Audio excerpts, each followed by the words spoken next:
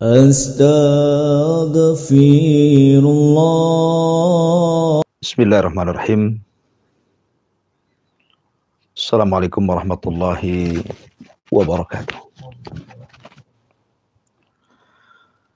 Alhamdulillah wassalatu wassalamu ala Rasulillah wa ala alihi wa sahbihi wa mawalah wa la hawla wa la quwata illa billahi wa ba'd. Alhamdulillah, segala puja dan puji hanya milik Allah Subhanahu wa taala. Salawat dan salam kita hadiahkan kepada Rasul kita Nabi besar Muhammad sallallahu alaihi wa ala alihi wasallam. Kita lanjutkan kajian kita, masih membahas tafsir daripada surah-surah pendek dalam juz amma, dan kita masih membahas surah At-Tin. Allah Subhanahu wa taala berfirman di dalam surah Tin ini, "Tini waz-zaitun wa turi sinina wa hadzal baladil amin laqad khalaqnal insana fi ahsani taqwim." Wa tini waz-zaitun, demi buah tin dan zaitun, wa turi sinina wa hadzal baladil amin, dan demi bukit Saina, bukit Tur, dan juga negeri yang sangat aman, maksudnya Mekah Al-Mukarramah. Kenapa Allah Subhanahu wa taala bersumpah dengan 4 perkara ini? Untuk apa? Allah Subhanahu wa taala katakan, laqad khalaqnal insana fi ahsani taqwim. Dan sungguh kami telah menciptakan manusia dengan sebaik-baik bentuk. Ma'asyiral muslimin wal muslimat, para pendengar dan para pemirsa dimanapun Anda berada.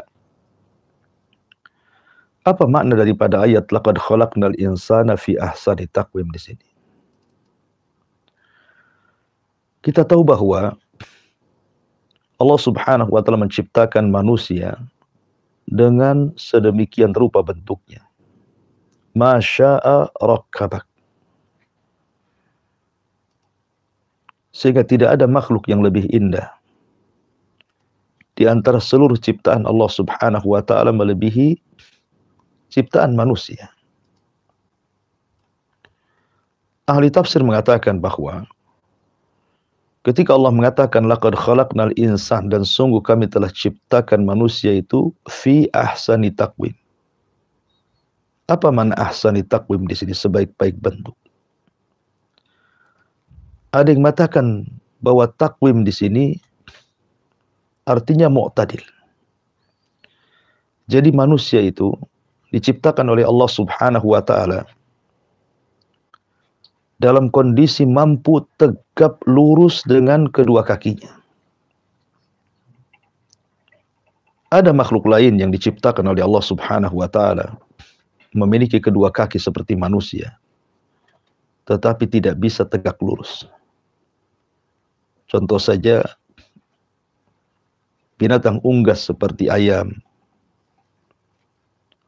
ataupun burung, atau binatang-binatang yang berjalan di dua kaki.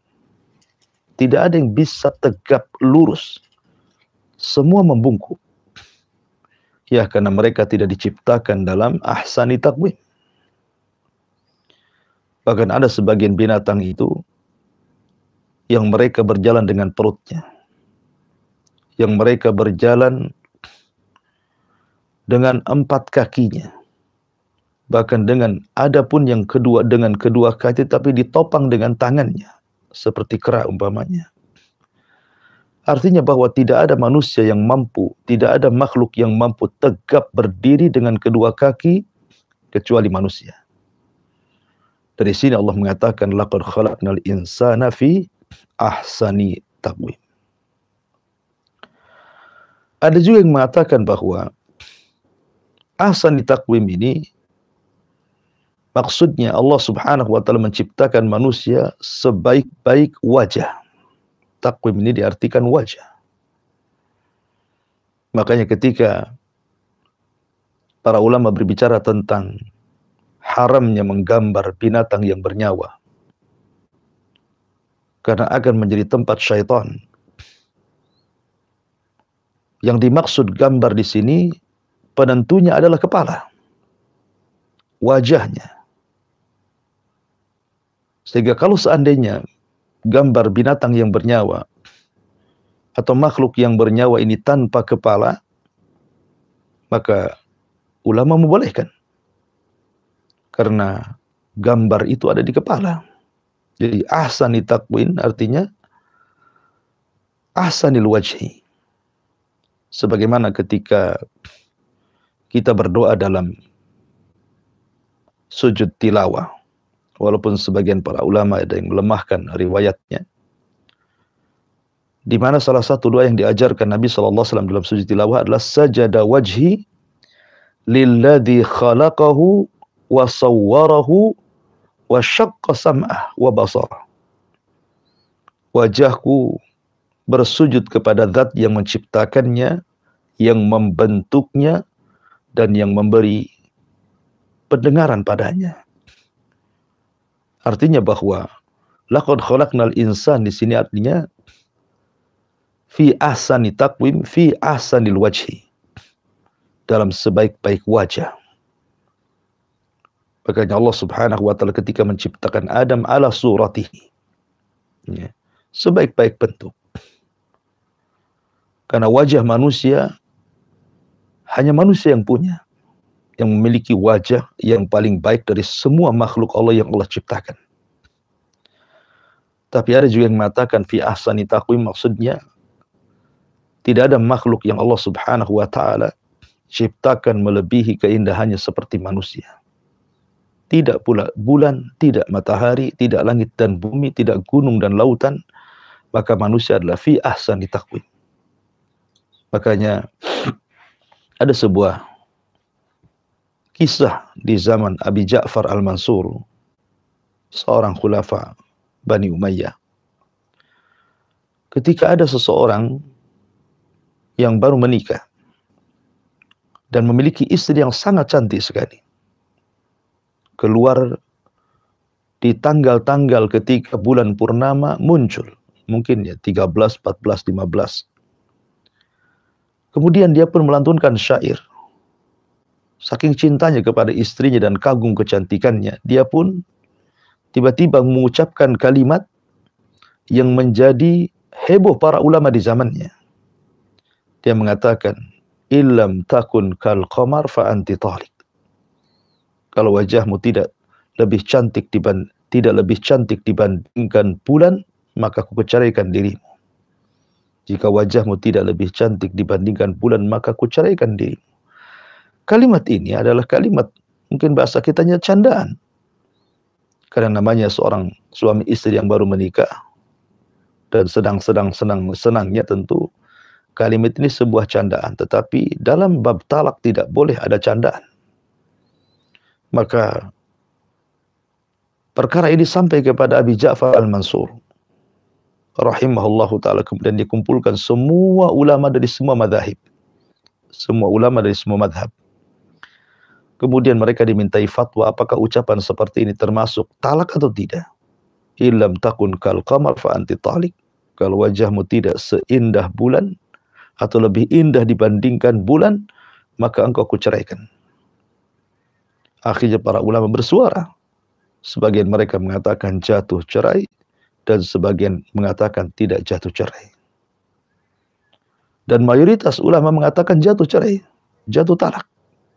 Kecuali satu madhab dari madhab Abi Hanifah, dia mengatakan, bagiku ini tidak jatuh ke dalam ranah perceraian. Kemudian sang khalifah mengatakan, apa alasanmu? Kemudian dia membacakan wattini wazzaitun wa turi sinina wa hadzal baladil amin laqad khalaqnal insana fi ahsani taqwim. Dan sungguh telah kami ciptakan manusia sebaik-baik bentuk. Artinya manusia jauh lebih indah dibandingkan bulan, jauh lebih indah dibandingkan matahari. Sehingga kalimat itu benar. Ya, manusia lebih indah dibandingkan bulan. Dari sini menunjukkan bahwa fi ahsani taqwim itu artinya bahwa ciptaan manusia itu sebaik-baik bentuk lebih baik dibandingkan makhluk-makhluk yang lainnya. Ma'asyiral muslimin yang dimuliakan Allah Subhanahu wa taala. Kemudian juga ada yang mengatakan laqad khalaqnal insana fi ahsani taqwim. Artinya fi ahsani taqwim di sini adalah fi ahsanil fitrah. Bahwa manusia itu diciptakan oleh Allah Subhanahu wa taala dalam sebaik-baik fitrah. Karena Allah Subhanahu wa taala ketika menciptakan manusia itu terlahir fitrah. Sebagaimana hadis Nabi sallallahu alaihi wasallam yang dikeluarkan Imam Bukhari dan Muslim, Nabi mengatakan kullu maulud yuladu 'alal fitrah. Fa abawahu yuhawidanihi aw yunassiranihi aw yumajjisani. Bayi itu terlahir fitrah. Bapaknya yang menjadikan dia Yahudi, bapaknya yang menjadikan dia Nasrani, dan bapaknya yang menjadikan dia Majusi.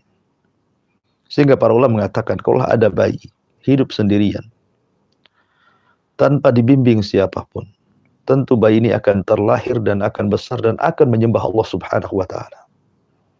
Kalau seandainya ada seorang bayi hidup sendirian kemudian sampai dia besar, pasti dia akan menyembah Allah. Karena yang menjadikan dia itu menyembah kepada selain Allah adalah bimbingan dari luar. Mungkin orang tuanya yang mempengaruhi sehingga dia jadi Yahudi, jadi Nasrani, jadi Majusi, atau lingkungannya. Tapi kalau dia hidup sendirian, sampai dewasa dia dipastikan dia menyembah Allah. Karena Allah mengatakan, kullu maulud yuladu 'alal fitrah.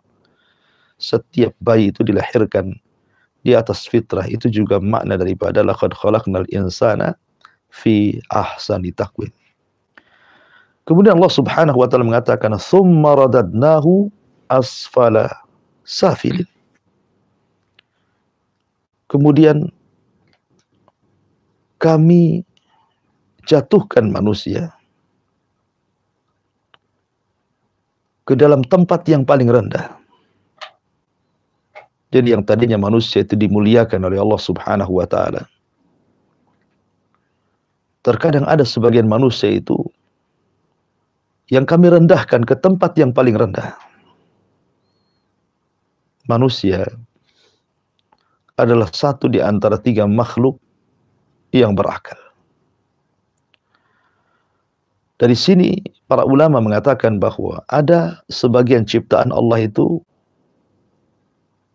berakal tapi tidak punya syahwat. Seperti para malaikat. Mereka makhluk yang berakal. Tapi mereka tidak dianugerahi syahwat untuk maksiat kepada Allah Azza wa Jalla. Sehingga malaikat itu mereka hanya beribadah kepada Allah Subhanahu wa taala dan mereka hanya melakukan apapun yang diperintahkan Allah. Wa yaf'aluna ma yu'marun. La ya'sunallaha ma amarahum wa yaf'aluna ma yu'marun. Mereka tidak pernah bermaksiat kepada Allah dan mereka hanya melakukan apapun yang diperintahkan Allah. Itulah malaikat, makhluk yang berakal tetapi tidak diberikan syahwat untuk maksiat. Kemudian yang kedua, ada makhluk yang tidak ada akalnya, tetapi Allah anugerahkan syahwat kepadanya. Siapa mereka? Mereka lah binatang. Binatang adalah makhluk yang penuh dengan syahwat tapi tidak punya akal. Sehingga binatang itu mereka bisa melakukan apa saja sekehendaknya. Hidupnya hanya untuk makan, minum, berhubungan dan begitu seterusnya. Karena mereka tidak ada akal. Mereka hanya ada syahwat. Terkadang mengambil hak orang lain dan begitu seterusnya. Tapi ada makhluk yang terangkai dari 2 perkara. Akal dan juga syahwat. Itulah jin dan manusia. Kita ini makhluk yang terangkai dengan akal dan syahwat. Sehingga terkadang ada manusia yang selevel dengan malaikat, bahkan lebih mulia dibandingkan para malaikat. Tetapi ada juga manusia itu yang terbanting sehingga menjadi seperti binatang, bahkan lebih sesat dibandingkan binatang. Makanya Kalau kita melihat dalam cerita Al-Quran ketika bicara tentang Bal'am ibn Ba'urah, seorang ulama Bani Israel, yang tiba-tiba kemudian insalah, melepaskan baju keulamaannya sehingga menjadi penyembah syaitan. Allah Subhanahu wa taala mengatakan, "Watslu 'alaihim naba'al ladzina atainahu ayatina fansalakha minha fa'atba'ahu syaitan fakana minal ghawin."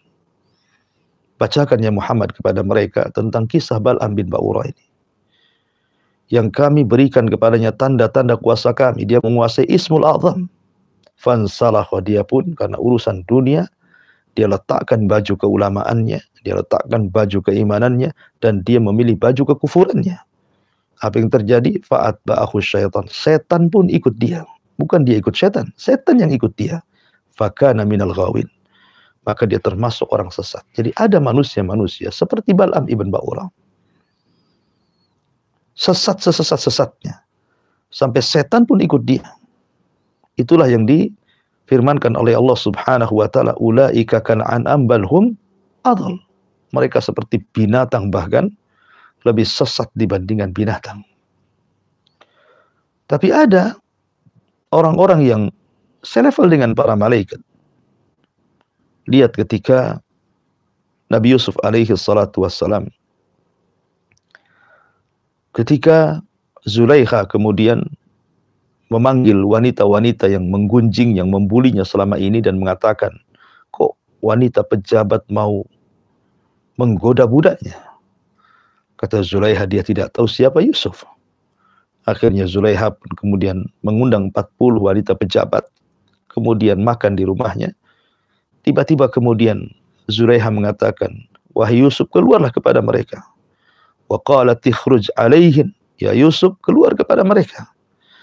Falamma ra'ainahu akbarna wa qatta'na aydiyahunna wa qulna hasya lillah ma hadza illa basharan in hadza illa malakun karim. Lihat bagaimana ucapan wanita-wanita pejabat itu. Mereka mengatakan, falamma ra'aina, ketika mereka melihat bagaimana Yusuf alaihi salatu wassalam keluar, akbarna, mereka merasa takjub. Wa qatta'na aydiyahun, tiba-tiba pisau yang dipegangnya mengiris-iris jari jemarinya yang ketika itu sedang memegang buah-buahan. Dan mereka mengatakan, wa qulna hasya lillah ma hadza basharan. Ini bukan manusia. Ini bukan manusia. In hadza illa malakun karim. Ini malaikat. Lihat ketika seseorang taat seperti Nabi Yusuf alaihi salatu wassalam, seorang nabi yang taat, betul-betul dia menjaga kehormatannya, maka terkadang orang-orang menyangkanya dia seperti malaikat. In hadza illa malakun karim. Ini bukan orang, ini malaikat, katanya. Ya.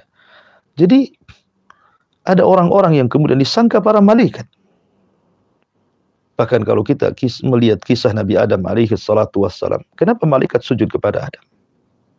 Kenapa Allah Subhanahu wa taala katakan, wa idz qala rabbuka lil malaikati isjudu li Adam fasajadu? Ketika Allah mengatakan kepada malaikat sujud kalian kepada Adam, semua malaikat sujud. Dari sini menunjukkan terkadang ada manusia jauh lebih mulia dibandingkan para malaikat, seperti Adam. Tapi sayang, summa radadnahu asfala safilin. Ma'asyiral muslimin yang dimuliakan Allah Subhanahu wa taala. Kemudian Allah mengatakan, illal ladzina amanu wa 'amilus shalihat falahum ajrun ghairu mamnun. Tetapi ada orang-orang yang tidak mungkin direndahkan oleh Allah Subhanahu wa taala, dibanting menjadi asfalas safilin. Kita tahu bahwa manusia itu terbagi menjadi dua di dalam Al-Quran. Maksudnya catatannya, innal abrara lafi naim. Tetapi ada juga innal fujara lafi jahim. Jadi orang-orang yang baik itu berada di atas kenikmatan. dan mereka adalah fil a'lal illiyin. Catatannya bahkan diletakkan di tempat yang paling tinggi. Tapi orang-orang fajir, orang jahat, mereka catatannya diletakkan di sijin, di tempat yang paling rendah. Jadi ada yang dinaikkan oleh Allah, ada yang dibanting oleh Allah. Siapakah orang-orang yang tidak akan pernah direndahkan Allah Azza wa Jalla? Maka Allah katakan, illal ladzina amanu, kecuali orang-orang yang beriman, wa amilus shalihat, dan orang-orang yang beramal saleh, falahum ajrun ghairu mamnun, bagi mereka pahala yang tidak akan terputus sampai kematiannya. Lalu apa saja amalan-amalan saleh yang bisa menjadikan seorang mukmin itu membawa pahalanya sampai kematiannya? Nabi SAW bersabda dalam sebuah hadis yang dikeluarkan Imam Ibn Majah dari hadis Abi Hurairah radhiyallahu anhu. Kata Nabi SAW, inna mimma yalhaqul mu'min min amalihi wa hasanatihi ba'da mautihi. Di sana ada amalan-amalan yang akan dibawa oleh seorang mukmin dan kebaikannya sampai kematiannya. Artinya pahalanya tidak mungkin terputus. Ghairu mamnun. Maknanya ghairu mahsub atau ghairu munqati, tidak akan terputus. Yang pertama, aliman al-ilman allamahu wa nasyarahu, ilmu yang dipelajari dan disebarkannya. Yang kedua, wa waladan salihan tarakahu, anak yang saleh yang ditinggalkannya. Yang ketiga, wa mushafan warathahu, mushaf yang diinfakkan agar dibaca manusia. Au masjidan banah, atau masjid yang dibangunnya. Wa baitan libnis sabil banah, ataupun sebuah rumah singgah untuk para musafir. Maka itu juga bagian daripada amal soleh yang tidak terputus. Au nahran ajrah, ataupun sungai, air yang dialirkan untuk kepentingan wudu, mungkin di masjid-masjid, untuk kepentingan sedekah kepada orang-orang yang membutuhkan air. Au sadaqatan akhrajaha min malihi fi sihhatihi wa hayati, ataupun sedekah yang dikeluarkan di masa sehat dan hidupnya dia.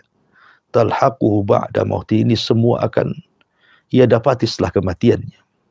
Bahkan dalam hadis yang lain, Nabi SAW mengatakan, idza mata ibnu Adam in qata'a amaluhu illa min thalathin, sadaqatin jariyah aw ilmin yuntafa bihi aw waladin salihin yad'u lahu. Apabila anak Adam meninggal dunia, maka semua amalan terputus kecuali 3 perkara. Ilmu yang bermanfaat, aw ilmin yuntafa'u bihi, atau sedekah yang mengalir, atau anak yang bermanfaat yang berdoa kepada orang tuanya. Itulah amalan-amalan yang ghairu mamnun. Ya.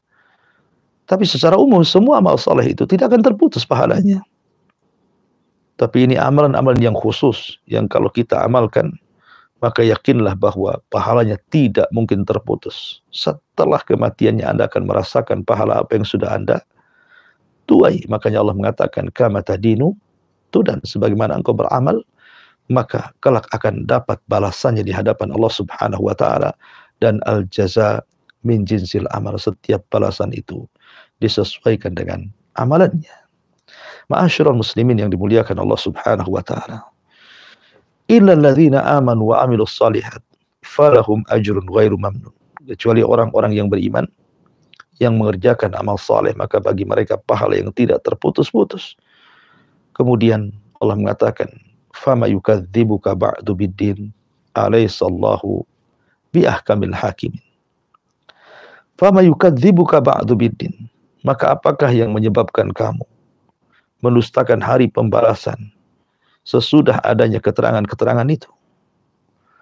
Ada yang mengatakan bahwa dhamir ka dalam fama yukadzibuka, ada di sini ada ka.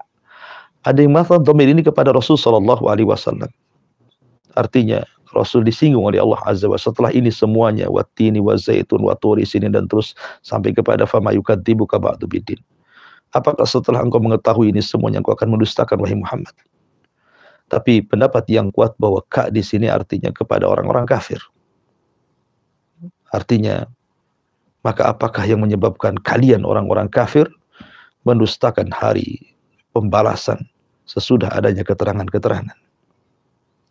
Dan kalimat ad-din wa fama yukadzibuka ba'du bid-din. Kalimat din artinya hari, dan di sini ada dua hari. Hari pertama disebut yaumul amal, dan hari yang kedua yang disebut dengan yaumul jaza. Sebagaimana perkataan Ali bin Abi Thalib radhiyallahu an, al-an yaumul amal wal ghad yaumul hisab. Sekaranglah waktunya kita beramal, maksud di dunia. Nanti di akhirat kita akan dibalas. Jadi dua-duanya akan dibalas oleh Allah Subhanahu wa taala. Setiap amalan kita akan dibalas. Setiap amalan kita pasti akan dibalas di hadapan Allah. Fama yukadzibuka ba'du biddin. Maka apakah yang menyebabkan kamu mendustakan hari pembalasan amal itu? Semua amal kita akan dibalas di hadapan Allah Subhanahu wa taala. Dan ada orang-orang itu yang memang diciptakan oleh Allah Subhanahu wa taala menjadi para pendusta hari kebangkitan. Ara'aita alladhi yukadzibu biddin? Fadzalika alladhi yadu'ul yatim wala yahuddu 'ala ta'amil miskin fawailul lil musallin alladzina hum an salatihim sahun alladzina hum yura'un wa yamna'unal ma'un.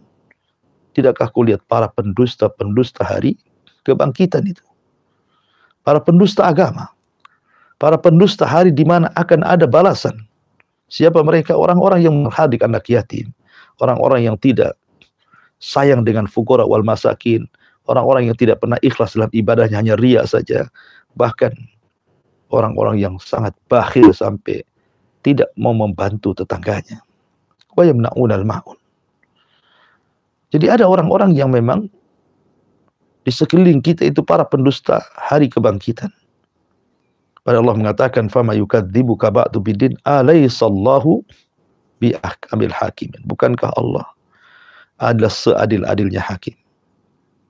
Ingat, tidak ada maksudnya fil qada dalam putusan, dan juga dalam al-amru perintah. Jadi Allah Subhanahu wa taala adalah zat yang seadil-adilnya putusan, baik dalam perintah ataupun dalam putusan. Perintah dalam Al-Quran semua di atas keadilan, di atas rahmat, kasih sayang Allah Subhanahu wa taala. Begitu juga pada hari akhirat, Allah itu memutuskan seadil-adilnya di atas rahmatnya. Makanya ketika Hasan Al-Basri rahimahullahu ta'ala mengatakan, seandainya ada dua orang, seandainya aku dihisab oleh seandainya aku dihisab, bahasanya seandainya aku dihisab oleh ibuku dan juga Allah Subhanahu wa taala, maka aku lebih baik dihisab oleh Allah dibandingkan ibuku, karena tahu bahwa Allah jauh lebih sayang kepadaku dibandingkan orang tuaku. Ya, karena Allah itu ahkamul hakimin. Dia zat yang paling adil dalam setiap keputusannya. Wallahu a'lam bishawab. Ini di antara tafsir singkat sisa daripada tafsir surah At-Tin. Saya kembalikan kepada moderator, falyatafaddal mashkura. Jazakallahu khair wa barakallahu fiik atas pemaparan materinya di berkah pagi kali ini, dan kita sudah sampai pada penghujung surah At-Tin. Semoga kita semuanya bisa mengambil manfaat dari apa yang telah beliau sampaikan. Baik, kaum muslimin dan muslimat dimanapun Anda berada, kembali kami mengundang Anda. Silakan bagi Anda yang ingin bergabung, berinteraktif bersama kami, Anda bisa menelpon kami di 0811 7006 106. Atau Anda juga bisa mengirimkan pertanyaan ke redaksi Berkah Pagi, yaitu di 0818 03 106 106.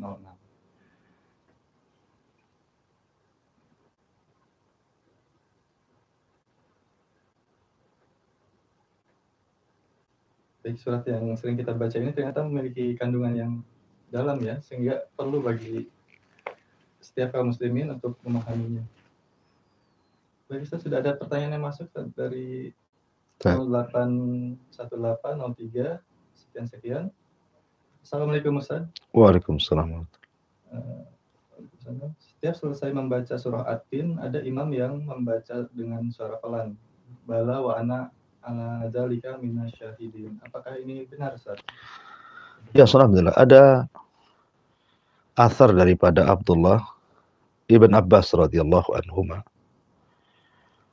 Jadi apabila Abdullah ibn Abbas radhiyallahu anhuma mendengar sampai kepada alaihi sallahu bi ahkamil hakimin, maka dia mengatakan bala wa rabb, bala ya rabb. Ya. Jadi beliau memang mengatakan seperti itu, ini ijtihad daripada Abdullah ibn Abbas radhiyallahu anhu, dan itu bukan bagian daripada Quran, ingat. Itu bukan bagian daripada Al-Quran, hanya ijtihad seorang sahabat yang bernama Abdullah ibn Abbas radhiyallahu anhu apabila mendengar ataupun imam membaca watin sampai kepada alaihi sallallahu bi ahkamil hakim, dia mengatakan bala ya Rabb wa ana dzalika minasyahidin. Ini ucapan Abdullah ibn Abbas radhiyallahu anhu, wallahu a'lam. Atas jawabannya. Demikian untuk penanya, semoga bermanfaat. Baik para pendengar dan pemirsa dimanapun Anda berada, silakan bagi Anda yang ingin bergabung dalam program Berkah Pagi, mengajukan pertanyaan kepada Ustaz, Anda bisa menelpon kami di 0811 7006 106. Atau Anda juga bisa mengirimkan pertanyaan Anda melalui redaksi Berkah Pagi di 0818 03 106 106.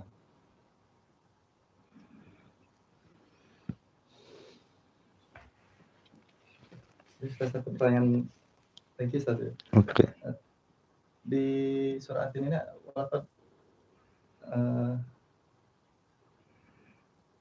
Allah sudah menciptakan kita sebaik-baik, gimana punya ayatnya ya? Khalaqnal insana fi ahsani taqwim. Lalu bagaimana Ustaz kalau bagi sebagian kita ada yang terlahir dengan cacat gitu? Iya. Apa hikmah di balik itu, Ustaz? Ya, alhamdulillah. Kita tahu bahwa manusia secara umum diciptakan oleh Allah Subhanahu wa taala dalam kondisi sebaik-baik bentuk. Secacat apapun manusia, jauh lebih baik ciptaannya dibandingkan makhluk yang lainnya. Karena terkadang ada orang yang cacat, tetapi Allah Subhanahu wa taala masih berikan akal kepada dia. Betapa banyak orang-orang yang cacat tapi memiliki akal yang brilian, akal yang luar biasa yang tidak ada pada binatang, yang tidak ada pada jin. Artinya bahwa tetap dia sebaik-baik bentuk. Takwim di sini juga sekali lagi ada penafsiran, selain daripada sebaik-baik bentuk fisik, ada juga mengatakan sebaik-baik fitrah, ada yang mengatakan sebaik-baik akal gitu ya. Jadi manusia itu memang memiliki akal lebih. Terkadang kita lihat ada orang pendek, tidak terlalu tinggi, tetapi dengan akalnya dia bisa menciptakan macam-macam. Dan itu sebaik-baik takwim dalam Quran. Ya, makanya kenapa kita tidak boleh mencela manusia itu karena kekurangan fisik. Nggak boleh. Bagaimanapun Allah Subhanahu wa taala menciptakan manusia dalam sebaik bentuk, sehingga Allah yang menciptakan fisik Adam. Dan dengan fisik Adam itulah ciptaan semua turunannya. Seperti itu. Berarti kalau seseorang mencela fisik manusia, berarti mencela orang yang menciptakannya, zat yang menciptakannya. Ya, jadi kalau dia mencela manusia, berarti dia sedang mencela zat yang menciptakan manusia. Siapa zat yang menciptakan manusia? Allah Subhanahu wa taala. Maka tidak boleh seseorang itu mencela dengan mengatakan, menghina dengan pendeknya orang, tingginya orang, dengan butanya orang, dengan tulinya orang, dan begitu seterusnya. Ya, karena bagaimanapun semua terlahir karena takdir Allah Subhanahu wa taala. Ada hikmah di balik itu, kenapa Allah menciptakan si A begini, si A begitu. Itu semua karena hikmah yang Allah Subhanahu wa taala rahasiakan yang kita tidak tahu. Yang jelas kita tidak boleh mencela fisik manusia dari atas kepala sampai kaki. Sebab siapapun yang mencela fisik manusia berarti dia telah mencela zat yang menciptakannya, Allah Subhanahu wa taala. Wallahu a'lam.